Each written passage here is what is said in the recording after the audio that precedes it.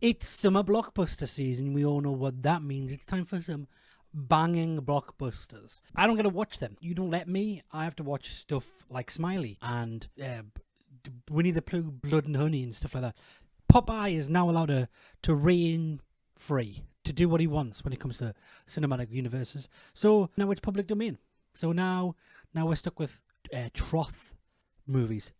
I watched all 3 Popeye movies, one after another, because I hate myself, and obviously you hate me because you make me do these things. We're gonna jump in. There's 3 of them, so I'm gonna have to rank them, I suppose. The look of Popeye. Do I like the look of Popeye? How much lore gets squeezed in, and is it a good movie? I guess is the 3. I'm not gonna use numbers because whenever I say I'm gonna use numbers, I never put them on the video because I forget to talk about numbers about halfway through the movie. All these films kind of started very similar. We introduced to some characters. They're unimportant characters because they're there to show what Popeye is. He's a killer. He's a bloodthirsty killer. That's all you need to know about Popeye. So that's what we get straight off the bat. The first one is we start off that way. This woman's getting robbed, and you think, oh, Popeye's kind of like an anti-hero. He's going to save this woman. He does save the woman, but then he immediately kills her, so it was absolutely a waste of time. We got our first glimpse at some giant arms. It's just the arms to start off with, which is a big focus on a lot of these movies, is the arms. They have other focuses. They make some choices, but the arms are always there. The arms are always important.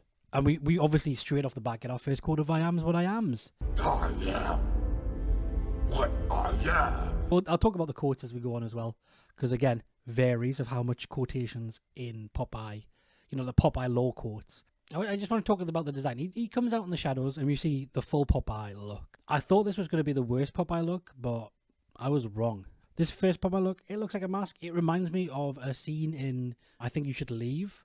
This face here reminds me an awful lot of this scene. I'm not doing it.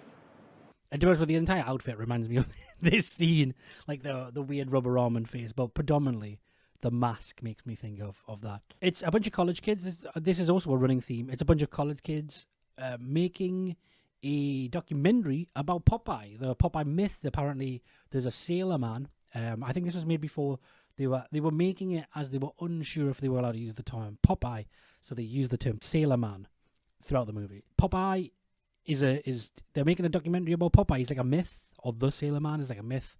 That's all you need to know, really. He's meant to be a myth. He's meant to be like a cryptid.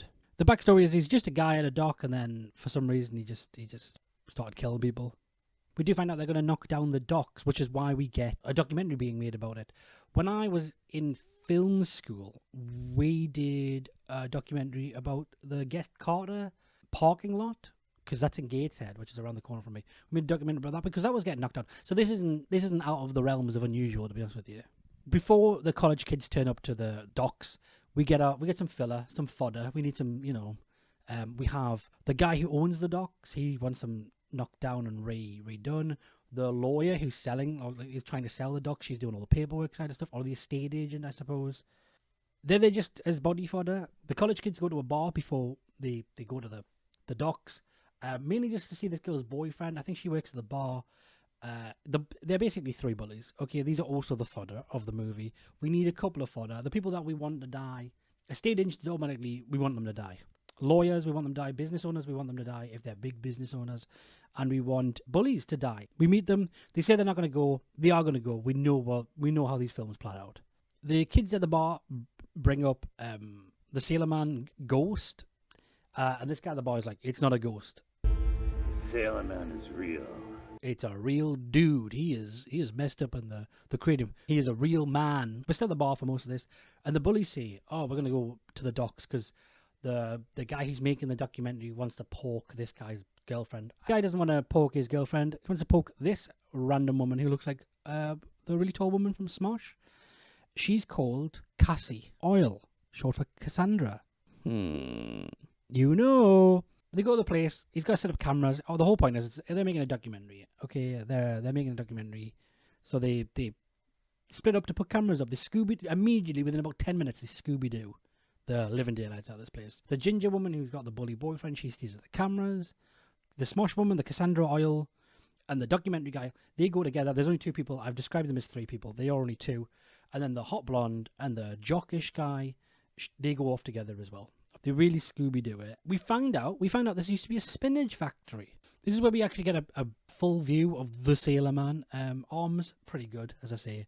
Mask, probably a 6 out of 10. It's not bad, it's not amazing. They did try. The outfit, pretty good, and they show that he's got multiple of these outfits as well.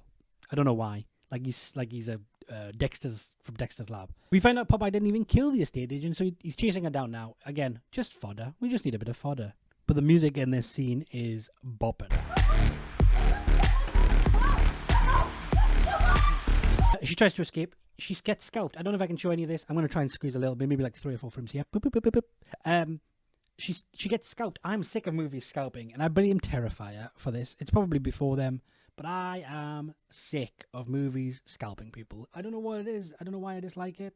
I just really do. I just hate scalps like being scalped in movies. There is no need for it. It's not even just grotesque. It's just boring at this point. Because it just looks like you put a bald wig on somebody and cover it in jam. It's not a great look. The documentary guy asks Cassandra out on a date. She says no. Just immediately turns him down. Blowers for him. But he does take it pretty well, to be honest with you, though. So props to him. Props to him for taking it well. Most men in these movies don't take it well. But that does tell me that they're probably going to make it. They're the guys that are going to make it out of the end of the film. It's undeniable at this point. We get to find out why the place shut. There was a spinach contamination. Apparently made people go cucaracha. It's essentially zombie spinach. Doesn't come back. That's not important. It's essentially like a zombie spinach, which is very funny because Popeye the first 2 movies is very, very zombie-esque. The introduction is very like, oh, it's a can of spinach. And then the next one is a different thing, which also creates zombies, according to cinema. Although all the characters go into this big metal room, and this is where we got a good old horror staple, which in this case is a poem. When you smell the smoke from his pipe, he is near. Horror loves poems. He will kill you if you show fear. In fact, at this point, I should be good at writing poems. He gets his strength from a spinach can. But I'm not. He is Popeye the Sailor Man. But they finally, 50 minutes into this movie, they name check him. Finally, oh my god, the Sailor Man, and now we get his name. The redhead runs into her boyfriend, who's, aggressive, and her 2 friends. We know they're all going to die, so it doesn't make a difference. The chillbully, dies. The not chillbully also dies. How they die, I don't remember. I think one gets their head ripped off. Yeah, gets his head popped off, which is pretty normal. They both, the redhead and the bully boyfriend, run away. They both make it. Thank goodness for that. We've got our 3 boys, 3 girls. It's nice and even so far. This is very nice. It's gender equality. Oh no, never mind. The bully shoots his own gosh darn girlfriend, and she's dead. She's dying. Great, lovely jubbly. We don't see her die, but we know she's dead. The cheerleader and the jock are gonna do it. They're about to do it. Great. We're gonna get some gratuitous sexual advancements here. They do the Spider-Man kiss. It's very romantic, to be honest with you. Until blood is poured into the cheerleader's face. She just sort of runs around for a good couple of minutes before she is choke slammed onto the. So this is the thing, right? Popeye doesn't even kill the jock. They're about to do it, and the force of them like making out pushes a couple of metal rods off a top thing, and the gravity of the metal rods stabs him and kills him. The blood pops over his. Then Popeye does turn up and choke slams her into their metal poles. So that is his fault.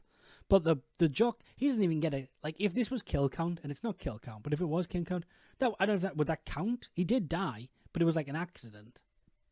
It was like I was actually given the wrong kind of ladder, like accident at work. It's a workplace accident here. Admittedly, they're not at work, but there is only 2 left. This is where we find out Castor Oil is the daughter of Popeye. Are you surprised? Because I kind of was at the time, but then I look back as I'm like discussing it with you and I realize I'm just stupid. Like, she's called Castor Oil. A man was called Olive. There was they found a room that had a photo of a baby and a woman who looked sort of like the actress, but not 100% like the actress. And that was her mom. And Popeye was her dad. Okay. Who Popeye looks like before the muted spinach? He looks like that well-known porn star, the male actor one who's got like 1,000 jobs, the meme, Johnny Sins. I wrote down Johnny Sins here. in his house. He just looks like Johnny Sins, the goth boyfriend who I thought was dead, but he's not dead because I see they insinuate multiple times that he's dead. He shows up and he's trying to like kill Cassandra. So Popeye just rips his arm off and starts beating the crap out of him. And they run away as we just watch the goth boyfriend get the living daylights knocked out of him with his own arm. The irony of being beaten to death with your own arm must be painful. And they just escape. Like I said they would. Like the entire time I was saying they're just going to escape. They just escape. Nothing happens to Popeye. Everything's perfectly fine. Nothing happens at the end of it. Popeye doesn't die. There's a Popeye still out there. I thought it was fine. It was like a 3 out of 10. I say the Popeye outfit looks pretty good. The Popeye mask is okay. Now looking back at it, it's just okay. I don't think there's anything bad about it. I just don't think there's anything good about it either. This is beating Snow White. I'm going to use Snow White as a measuring tool right now. This is beating Snow White, which is fine, I guess, because Snow White is now the measuring tool for all bad films. I know it's getting review bomb probably, but it's the worst one ever, apparently. So have fun. Has my hair been like this the entire video? We're on to the next movie. Why did I do this myself? Shiver Me Timbers was based on true events, apparently. Somehow, this was based on true events. That's how it opens. These things are based on true events. I'm not going to read it all. We get some information that there is going to be some meteorites. I did say there was zombie connections between most of the Popeyes. This one is meteorites, which I believe is how Night of the Living Dead starts, or maybe Dawn of the Dead. I don't remember. A bunch of horror movies, especially zombie movies, start with meteorites. Okay, we meet Popeye pretty early on. First of all, we meet some college kids. No surprise there. We meet some. I think they're pre-college, correctly speaking, but they're college enough for me. We meet our college kids. We got these guys. Got some goth girls, some preppy girl, and some boys. Hippie boy, jock boy. Jock boy makes no sense, but we'll get back to that in a second. And we meet. These people would not hang out with each other as well. By the way, they wouldn't hang out with each other. This is not a friend group, IRL. But we meet our Popeye, which is just an old man. He's just a little old man. He should be easy to meet, right? He says his favorite line. Well, blow me down. We got a goths for this one. I don't know why there's so many goth bullies in this, man. I don't know what's going on with the goth bully archetype. Somebody needs to get on the goth council. Needs to talk to the movie council. They look like the Power Ranger bullies. You know, Skull, and I don't know. One of them's called Skull. Okay, they look like the for some reason. In fact, this guy reminds me of the Critical Role guy. I think it's the vest. I don't trust a man in a vest with a t-shirt and vest is not a good combo to wear. We also meet a hobo who looks a bit like Matt Groening. I don't know what's going on with these people that look like celebrities, but maybe I just got something wrong with my brain. This guy looks like Matt Groening to me. Sorry, Matt Groening. He is the hobo. He is screaming at the top of his voice about a meteorite. A meteorite's coming to Earth, the meteorite thing, and it's going to turn people into monsters, because last time it turned people into monsters, apparently. Ridiculous, man. That is silly. You're a silly man. Don't be stupid. But we get to a camping ground so they can get a good view of the meteorites. We've got like hippie guy, like medium hippie guy. This guy who's a quarterback who looks nothing like a quarterback has a mullet. Do a mullet? I guess maybe they do. I don't know. He's dating the cheerleader because we're just really into stereotypes at the moment. Both of them are sort of attractive. I just don't see them as the characters they're playing. But maybe American movies have ruined this. Because although everybody here sounds American, this was filmed in Yorkshire. Hey up, put kettle on. We get some meteorite shots, and then pretty closely followed after that, we get a sexy dance from the cheerleader. Not that sexy, but like a 4 out of 10 in the sexiest scale. There's two druggies show up, and they brought some spliffs. Some A's. This guy's popping A's like they are Tic Tac. Maybe his breath stinks, but he's taking A's like they're going out of fashion. I think they are out of fashion. I don't know what I'm saying they're going out of fashion. I don't think ecstasy is as fashionable as it used to be. The meteorite lands in the little old man's pipe, which is the funniest joke in this because they make it out that this meteorite's going to be fucking huge, and it's a little tiny speck of dust. So he just keeps smoking before a Dalek shows up apparently and zaps him. The effects in here remind me of Naughty's Doctor Who when Daleks used to zap people and you saw their skeleton for a couple of seconds. That's what it really reminds me of. The design of Popeye is really weird. They've given him a really muscular human body. The head, I don't know if it's CG. Is it stop frame animation? Is it an AI face of Popeye? What is going on in this picture? I have no idea. And the more it goes on, I don't hate it. That's the worst part of it. I don't dislike it. It looks a bit weird. This guy says, "Give me some sugar." Give me some sugar, baby. That's a nice little quote. Some of this feels just like they're trying to give you as many film references as physically possible. This guy goes to the toilet or the outhouse. And I don't know if this is a Jurassic Park reference or a Shrek reference. The toilet looks like Shrek's toilet. I thought he was going to like push it open with one hand and be like, "Somebody once told me." It's very Shrekisms. Okay, is what I'm saying. The CG head is a weird choice. I keep going back to the CG head. It's a very weird choice in this movie. But we get some kills in this film, and they're really good and really fun and really grotesque. I can't show them. I can show the aftermath, maybe. I can show you some funny scenes afterwards, but I can't show them. Popeye rips this guy's head off, and Popeye needs to go to the toilet. The guy's head is still alive. That also comes up a lot. Popeye goes to use the outhouse and poops all over him, which we get to see that later. One of the stoners just gets killed. The other one is with the goth girl, and she's like telling her how she loves her. During that, a meteorite shoots directly through her head. So Popeye doesn't kill somebody in this one. So the first one does an accident. This one's got an accident. Popeye's not killing anybody. There's literally 3 people left already, and they're all ganging together. This goth girl, she's not, I don't know, I googled her. Nothing comes up. There's this girl with the redhead. I think she might be an OnlyFans actress. Don't know why. She just has that air to her. And then the guy, the skinny hippie guy, he's still around. He's called Cassidy. He's called Cassidy. And the girl, she's called Ollie. What do you think their surnames are? They need to get to the car. The car has also been shot by a meteorite. We're screwed. So they're just basically running around aimlessly trying to find somebody to help. After they find the car thing, they go find an old man, just a normal old man who apparently knew the original Popeye. During that time, he grabs Castor and just shoves him in like toxic ooze, and he just melts away. Literally just melts away. The old man is like, "I've got something to show you, Bessie." So we don't get to see Bessie straight away. We just see like little glimpses of it until the old man goes outside to talk to Popeye to like talk him down, and the goth girl looks and sees that he gets killed. And luckily, the bully guy runs up and grabs the meteorite out of the pipe, out of the back of Popeye, and grabs it out of the pipe and pulls it out, and he's weaker somehow. So the goth girl, he dies, by the way. The goth bully dies.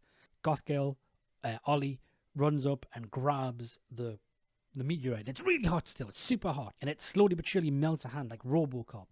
And she puts it in a machine. And I thought maybe it's gonna be a big robot that's gonna fight Popeye, like a Bluto. Maybe that's called Bluto. I don't know. And then she puts her severed hand inside the machine, and then this is when it hits me. Give me some sugar, baby. Give me some sugar, baby. This is an Evil Dead remake. This is an Evil Dead remake. They remade Evil Dead. I feel like I've been lied to through this entire movie. They lied to me. She comes out with a giant chainsaw.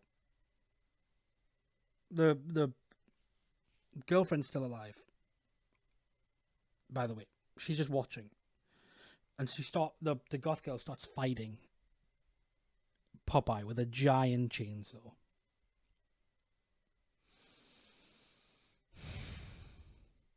And he just sort of CG ragdolls around after this. There's a lot of ragdolling. It sort of reminds me of a PS1 game, or maybe a PS2 game if you're lucky. Popeye is finally killed. They don't recover the body, by the way, of Popeye. But we go back to her in a tool shed where she's like working on something, listening to the radio. And I knew what was going to happen. But they did it anyway. And she looks at the camera and she says, "Groovy." And I just want to die. I just want to die. But that was the best one so far, so that's always good. That was the best one so far. So great. Good job being, slightly better. I'm going to have to watch the third one. Now. This one is called Popeye's Revenge. Just press play on the goddamn movie. It's ITN. Why? Winnie the Pooh, guys. I refuse. I'm done. I can't watch a Winnie the Pooh. Poohniverse Popeye movie. I can't watch a Winnie the Pooh Popeye Poohniverse movie. I refuse. Refuse to do it. But I did watch it. If you want to listen to the commentary as I watch it, because I had nothing to write about it. You just want to watch the commentary of it. I can't even show any of it because it's so gratuitous. So if you want to go listen to the commentary, go to my Ko-Fi or subscribe to me on Twitch and go into my Discord, and it'll be there to listen to as I watch the movie. I literally cannot show any of this film. It is just TNA. Thanks for watching so far. I say go listen to that if you want to go listen to it. I literally cannot use any of the footage. Go listen to it. Thanks for watching. Thanks for subscribing. I love you. Goodbye.